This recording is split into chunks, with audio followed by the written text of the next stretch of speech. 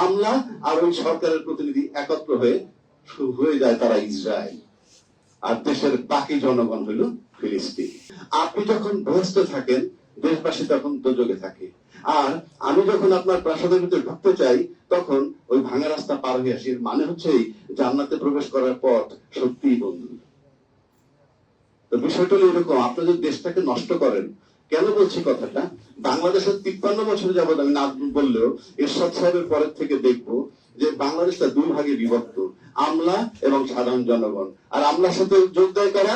সাধারণ জনগণ, যাদেরকে নির্বাচন করে পার্লামেন্টে পাঠায়। তখন আমলা আর ওই সরকারের প্রতিনিধি একত্র হয়ে যায় তারা ইসরায়েল, আর দেশের বাকি জনগণ হইল ফিলিস্তিন।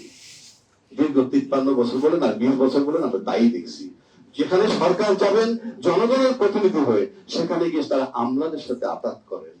ভাইস ভার্সা, তোরা তোদের মতো চলবি, আমাকে শুধু ক্ষমতায় রাখবি।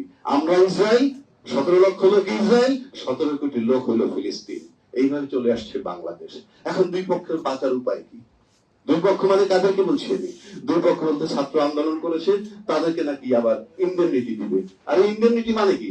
দায় মুক্তি। দায় মুক্তি মানে আমি তো অপরাধ করছি, আমি অপরাধ তো করি নাই। কারণ আমি তো সরকার বদল চেয়েছি, আপনার সবাই চেয়েছেন। বিএনপি যারা ক্ষমতায়, তারা নাকি ধান খেতে ঘুমিয়েছে, তাদের কিন্তু 1 লক্ষ মামলা, তাদের বহু লোক গুম হয়েছে, খুন হয়েছে, ইত্যাদি ইত্যাদি। তো সেই খুনের ভিকটিম তো আপনারা, ঘুমের ভিকটিম আপনারা। তাহলে আপনাদের তো গরিমসি কেন এটা করতে?